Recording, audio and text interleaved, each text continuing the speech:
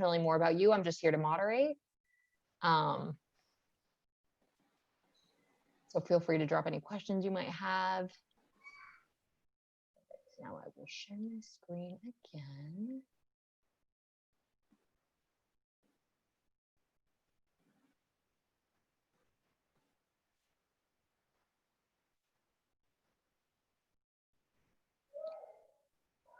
Perfect. And we have somebody calling in from India.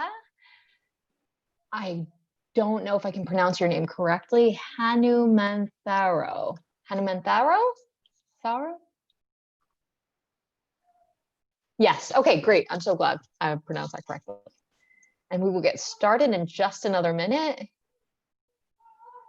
So I just want to say thank you to everyone for joining. And I can, okay, thank you, Hanu. Perfect. Perfect.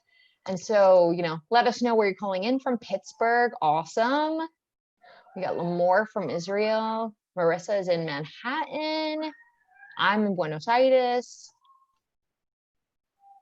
We have Flor from Canada. Florida. Perfect. All right. And so Estonia, awesome. Thank you so much for being with us. Texas, Ohio, cool, awesome. Brooklyn, awesome. All right, and I am gonna hit record. Just 1 second, and then we will get started. All right, so hello everyone. Thank you for joining us on this Wednesday. I'm so excited to be joined by one of our mentors from Power to Fly, Marissa Sires. She's going to be talking about navigating career transitions, and she is the VP and Global Head of Innovation, Digital Growth at Hannah. So without further ado, I'm going to pass it over to you, Marissa. Hey everyone, really great to be here.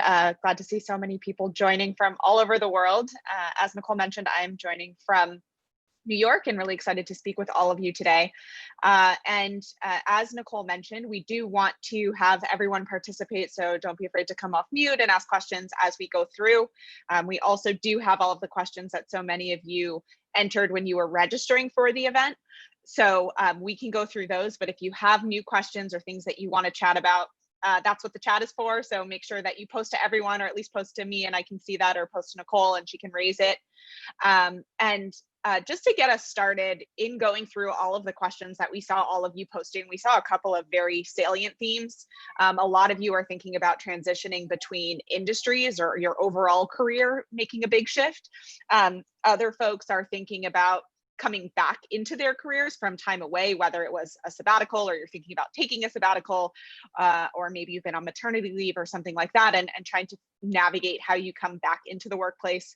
And then the third area that really ties into both of those is, how do I sell myself? How do I position my resume based on, you know, these types of changes that I'm trying to make? So it'd be really great if everybody could, you know, go to the chat and just let us know, you know, is one of those your primary reason for being here? What is your primary reason? And if you are thinking about a big career shift or an industry shift, let us know why you're thinking about that. And so as you all start to do that, you know, one thing I want to call out is that, you know, there were a lot of questions of, how do I know if my career is right for me? Or how do I know, you know, if I have to switch careers and go more entry level, then I'm going to have to take a pay cut. How do I know that's the right decision? So I really want everyone to start with the why. Why are you thinking about making the change? What are you trying to accomplish in making the change? And from there, you can guide yourself in understanding whether it's the right move. But you really have to know why you're doing it and what you're hoping to accomplish in order to navigate and understand, you know, whether it's a success. So I don't see anybody. I don't know, Nicole, if people are posting directly to you. Not quite yet. And we have some people commenting now, and I just wanted to also call out that, sorry, I forgot to mention this in the beginning. This is being recorded, and if at any point you don't feel comfortable writing to the whole group, you can write to me privately, and I will, you know, mention the comment or question anonymously. And with that, we have some people writing in the chat. V Jones says, I'm leaving an 11-year career in teaching to seek a more flexible career in tech. Christina says, I worked in tourism, loved it, but the industry is now in troubles, and I wish to switch to something more creative. With use of what I learned when creating tours, my decision went to UX design.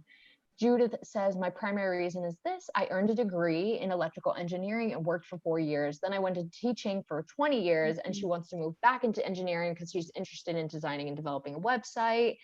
Somebody wants to make a switch into programming. Somebody was injured and they can no longer do what they used to do. Okay. All right. So that's a lot of great stuff. You know, a few themes there are wanting a more flexible career. Another is just, we're in a very new world now, and not every industry is going to thrive in the immediate future and potentially the long-term future. So trying to navigate those. And then also just, you know, unavoidable life changes. So being injured, really sorry to hear that.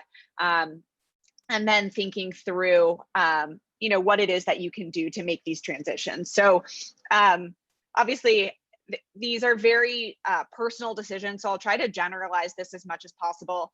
And I don't know if everyone has my contact information, but Nicole can certainly provide that if you reach out, if you have follow-up questions after this. You know, I want to tie together this idea of like, how do I make this career shift? And then, you know, how do I sell myself? And so I started with thinking about the why. Why are you doing this? What are you trying to accomplish? And then there's the secondary piece of, why are you well equipped to make the transition that you're trying to make? And so it can be really easy to think, you know, I was doing this, I was doing one thing and now I'm going into something and it's entirely different. You know, I was in tourism and now I want to get into UX design, or I think the person who said that knows the thing that they were doing in tourism, the creative muscle that they needed to flex in order to get into UX. And that's precisely what I encourage everyone to do. So it's, you have something or some things that are unique, that set you apart, that add value into any role that you're going into. And so I really encourage you to think more broadly than like your immediate like the immediate kind of job descriptors that you can fulfill, and think a bit more broadly in, you know, what did you do in your last role that can prepare you for this role? Is it empathy? Is it engaging with customers? Is it that creative muscle? And just kind of think outside the box. So for folks who are coming back into the workforce, who have been away, you know, if you were on mat leave, or you decided to raise your kids for a few years, like, there are a lot of skills. I think as women on this call, we understand that that's not taking time off. That's not easy work. It may be very enjoyable, and but it can be challenging as well. So thinking through, how do you think about prioritizing your time, and how do you think through, you know, staying calm in difficult situations, and just kind of taking this broader look at the things that you've done every day and how they can parlay into this new career that you're trying to go into or trying to go back to. And I really love that point that you're bringing up, because there's so many soft skills that you learn while it's either taking care of elderly family members, taking care of children, or taking time off to do those things that you maybe couldn't have learned in a traditional office space or in a traditional professional setting. So that is so important to call out.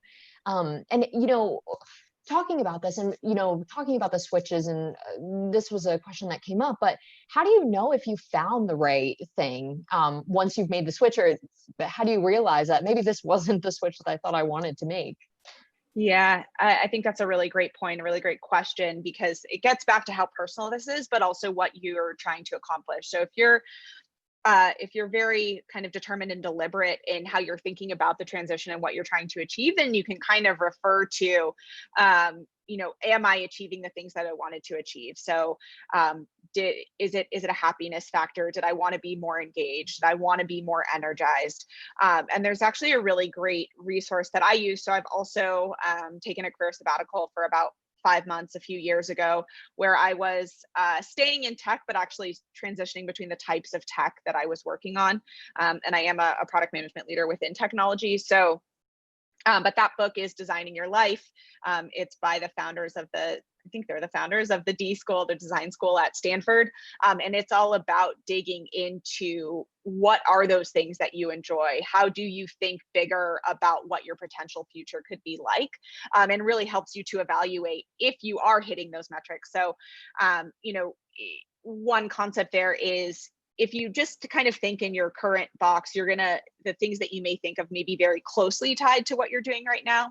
But if you just think really big picture and do mind mapping and other exercises that they have, you can start to expand that scope and maybe go into crazy territory. But when you kind of come back to what's realistic, it's farther afield than what you may have thought of otherwise. So I think that's a really great resource for being really introspective about what it is that drives you, and that does make you happy, and that keeps you engaged.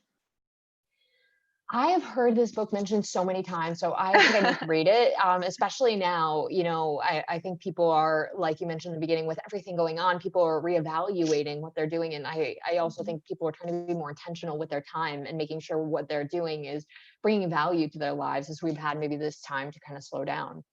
And, speaking about the sabbatical and taking time off, how receptive are employers to this gap? And do you have any tips for kind of explaining that when you re-enter the workforce?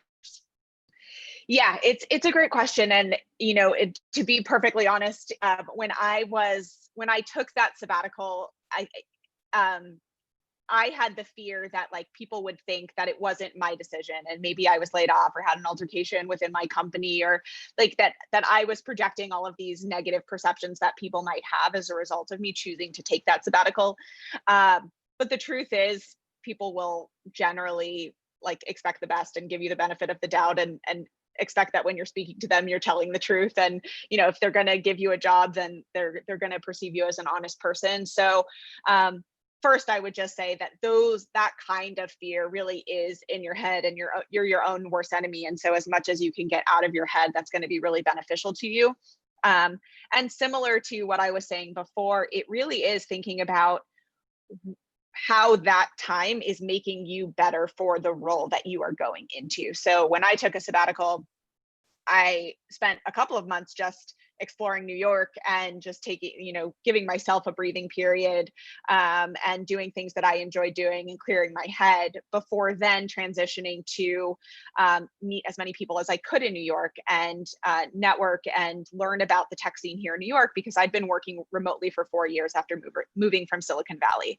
So I actually took that time to meet people whom I could learn from, and who could help me position myself for that next role that I was going into. And through that time, I really, decided that rather than being in B2B SaaS, where I was at an identity management company selling into enterprises in an entirely digital environment, I wanted to explore managing products in the built world, so property, tech, transportation, and mobility.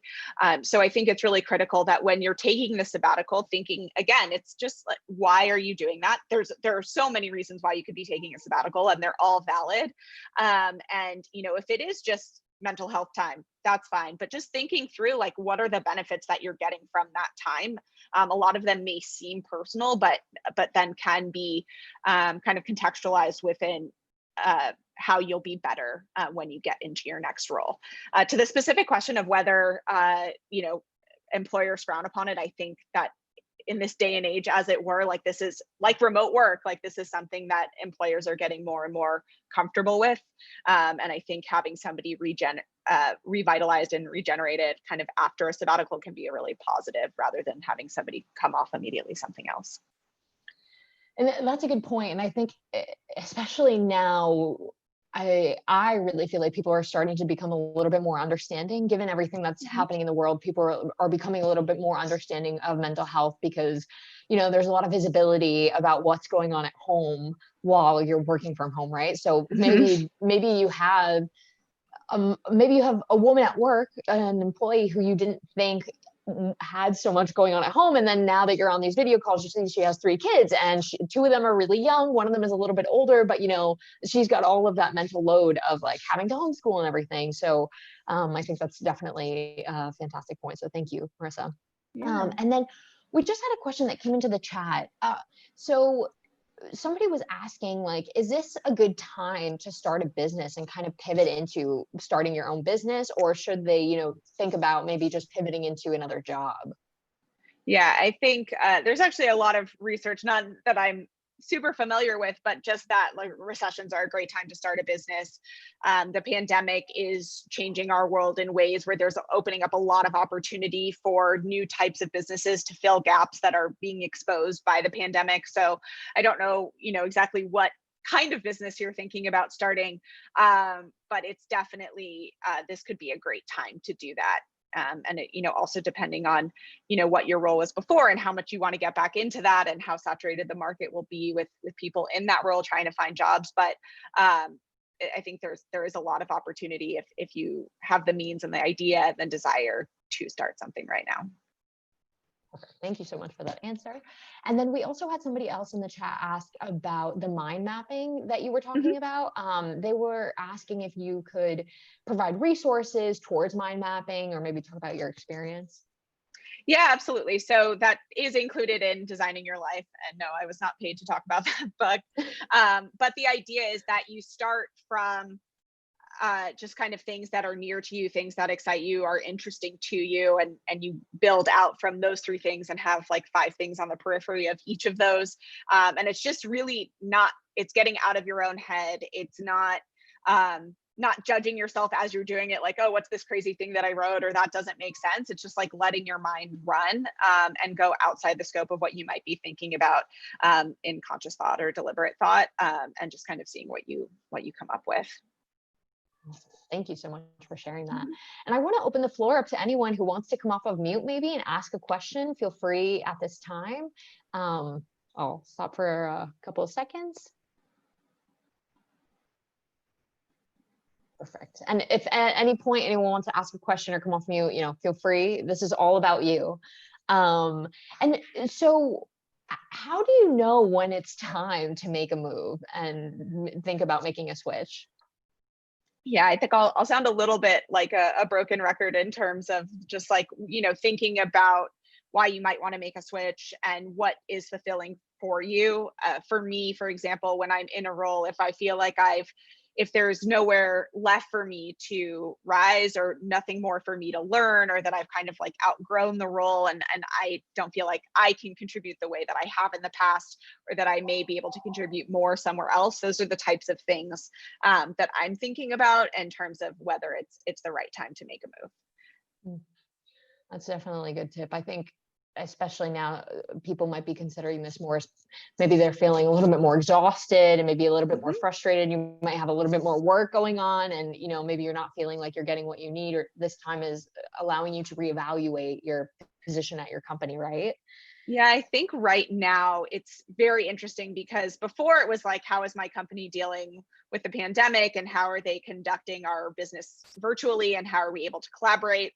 And how's the business fostering that? Obviously, in the past couple of weeks, there's been a whole new dimension to how everyone is interacting. And it's hopefully you don't need to hear me say this, but it's completely valid to take everything in how our companies are responding to the murder of George Floyd and how they are approaching DEI, and whether you feel safe within your organization or whether you feel protected, and there's just a whole spectrum of things, and those are all extremely valid reasons for deciding it's time to move on. So I was really focused on the the business aspects, but there's this whole other aspect of culture, and so it's really important to acknowledge that as well. I wanted to ask a question, Marisa. So if someone wants to make a career change, let's say from a support role to product or something similar to what you've done, and she doesn't have any experience in what she wants to transition to, what are some tips you can give those women? What should they do? Yeah, absolutely. So I think there was at least one question around like making a transition outside of your current company as much as possible, especially if you're happy in your current company, but maybe not as happy in your current role. Reaching out to your manager and reaching out to people in the group that you would ideally want to work in, and finding ways to learn more about those job areas, or get tasks or responsibilities, or even just shadowing in those areas. That's going to be a really great way to help you build the experience before you either move into that role within your company or outside of your company. So as Limor was alluding to, when I was at a company called Gigi, I came in as a client services manager, but I managed a beta rollout of a new product. So I was dealing directly with customers that were using this brand new product and then collaborating with product and engineering on how we were going to optimize the product and get it to general availability. And from there, I parlayed into a product management career within Gigi and then beyond.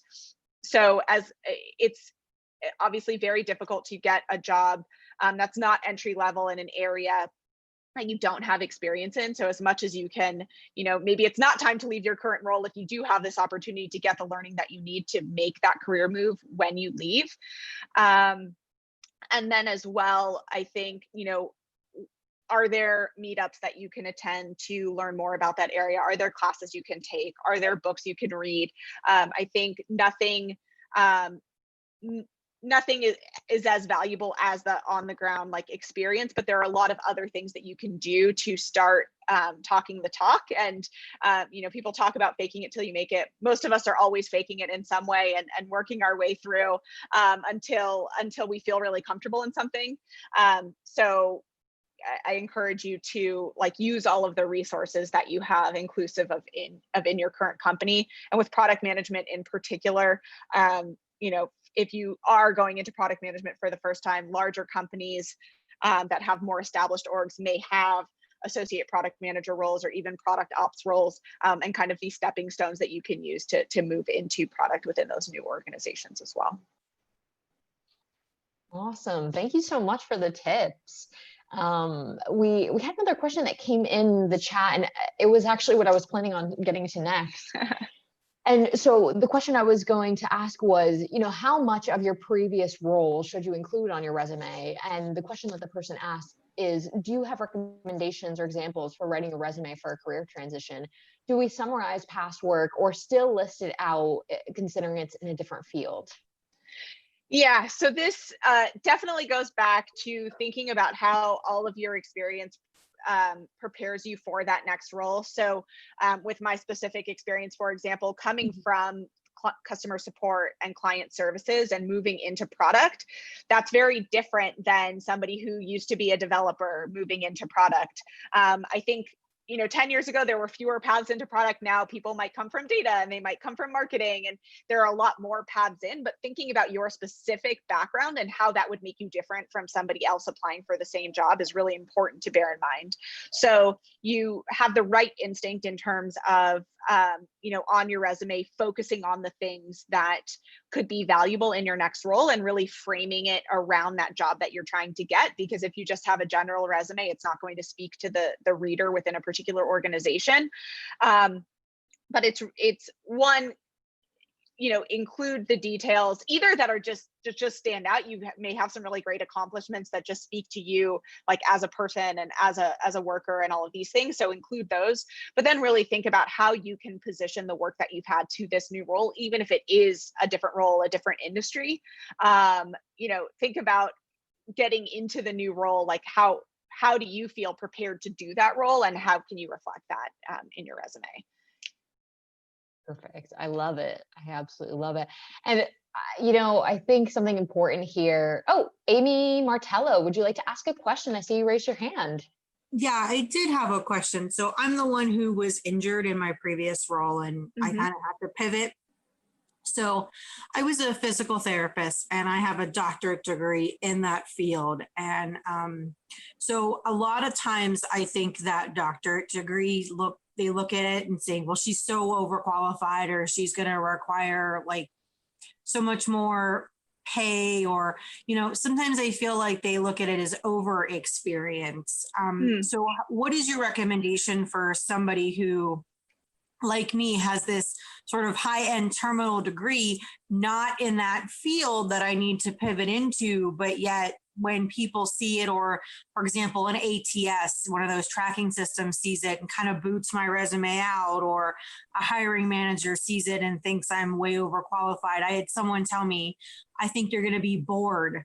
You have this doctorate degree. I think you're going to be bored in this role, or, something like that, where I unfortunately can't get rid of the degree. I have it. I spent a lot of time and effort to get it, but I can't do it anymore.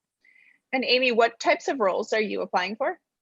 I'm looking, I'm trying to pivot into something along the lines of coordinating a program or in the health field. So maybe overseeing a clinic, or looking at overseeing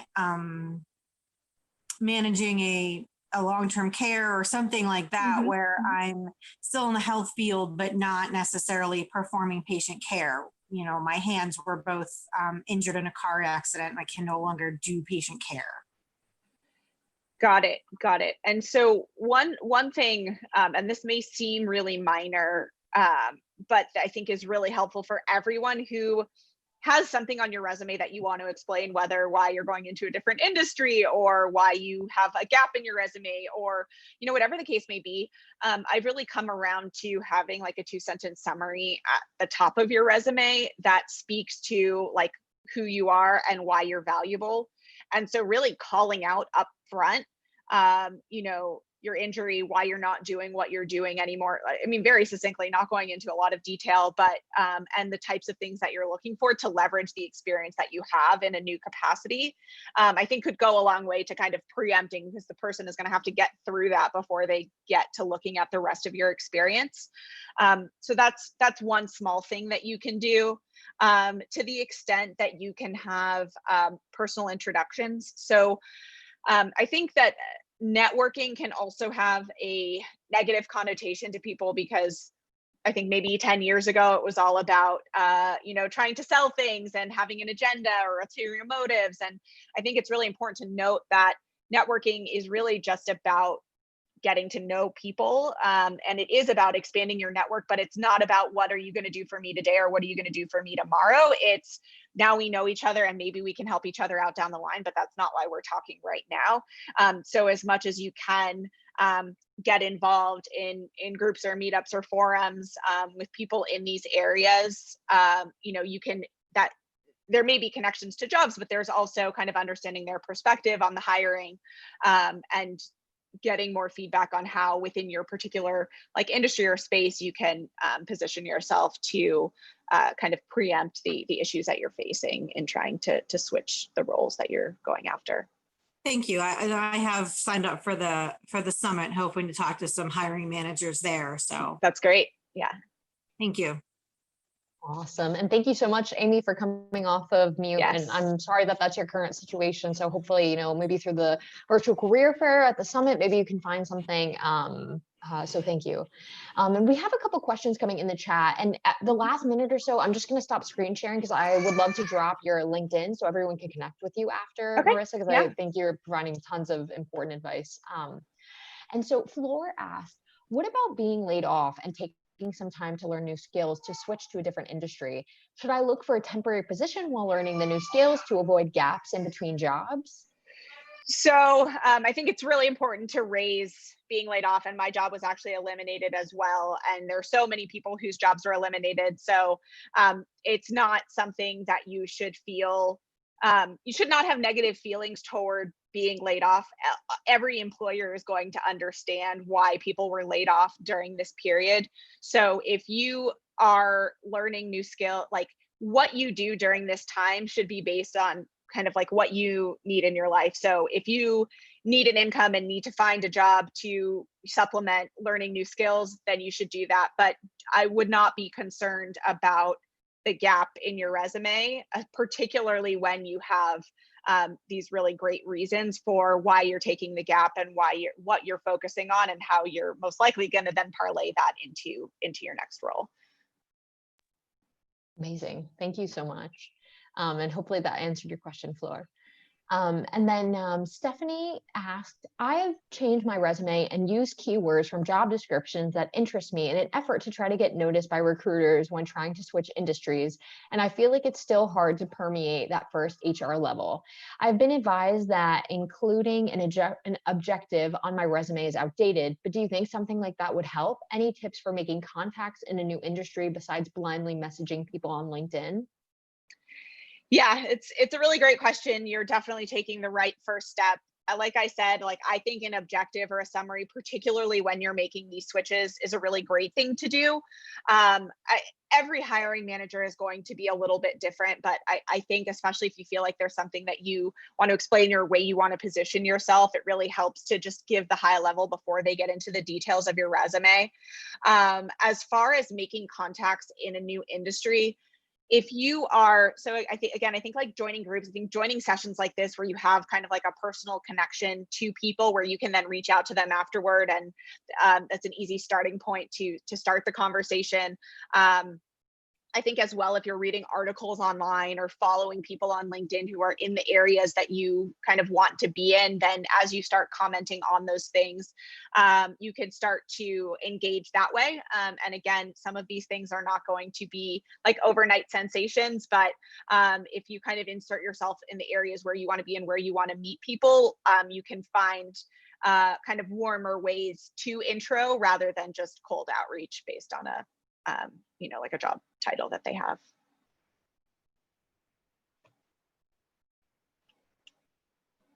Sorry, I was on mute. I missed that. Amazing. I think that's so helpful. And, quickly, because I know we have just a minute left, and I'm going to drop Marissa's LinkedIn into the chat, but this was something important that I wanted to get to. Somebody was asking about making a career transition, but also like managing time and how to do that. If you're busy, if you have children, if you're homeschooling, if you have other responsibilities. So I just wanted to see if you had any tips about that, or if maybe you can talk about what you do to manage your time. Yeah, I think I've seen a number of posts like in the time of the pandemic about like families using task tracking tools and like bringing tools that you use in the office into your home. My husband and I do not do that, but like I personally do use Trello to manage the things that I want to accomplish. And you can have different boards for different areas, and then I'll have one that's just for today, so I can be like kind of laser focused on like these are the 3 things that I want to get done today.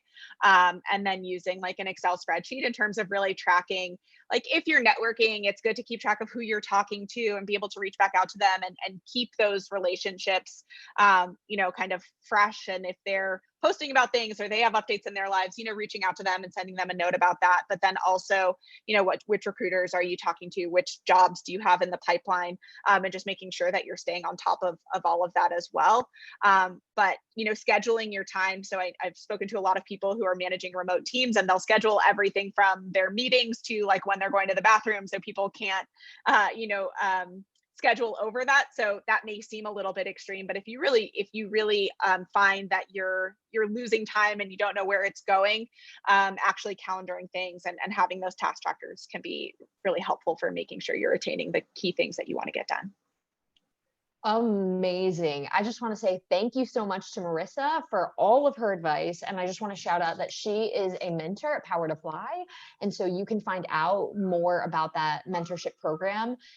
Christina, I saw that you raised your hand. I'm so sorry. We just have to cut it off now because of the time entry. Oh, that's okay.